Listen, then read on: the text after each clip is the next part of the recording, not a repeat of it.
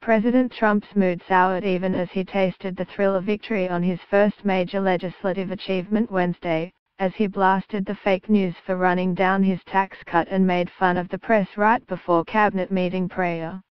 The president declined to take questions from the press as he spoke at length during a televised meeting with his cabinet, but that did stop him from singling him members of the press allowed to observe the meeting. Trump asked his Housing and Urban Development Secretary Ben Carson to lead a prayer as the tax cut headed toward final House passage, then took a shot at the media.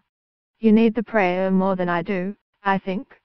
You may be the only ones. Maybe a good solid prayer and they'll be honest," Trump quipped. "You need the prayer more than I do," President Trump told reporters during a meeting with his cabinet. Then Carson, WHO's religion, Trump questioned during the campaign when he said, "I mean, Seventh-day Adventist, I just don't know about," delivered a prayer while cabinet members clasped their own hands and bowed their heads. Carson said, "We thank you for the president and for cabinet members who are courageous, who are willing to face the winds of controversy in order to provide a better future." Earlier Wednesday, Trump accused the media of joining Democrats to demean the final $1.5 trillion tax cut. The president shot off the missive on Twitter Wednesday morning just hours after he congratulated House Republicans and hailed the biggest in history tax cut and reform bill that cleared the Senate after 1 a.m.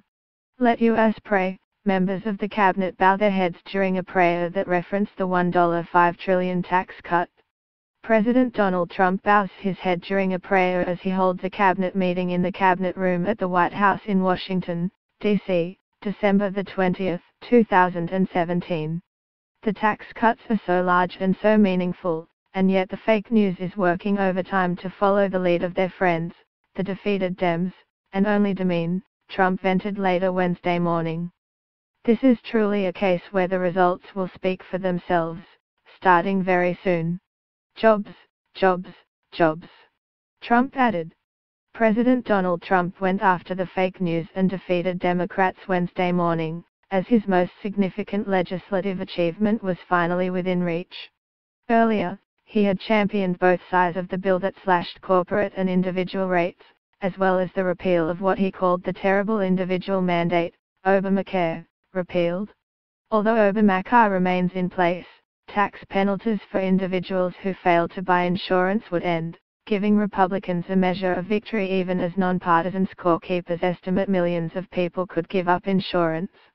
A Congressional Budget Office analysis concluded the changes would save the government $338 billion, but 13 fewer people would have health insurance over a decade. The White House also had to come up with a way to rebrand a traditional major bill signing event, after a snafu required the House to vote on the final package just hours after passing it. A final House vote is now predicted around noon.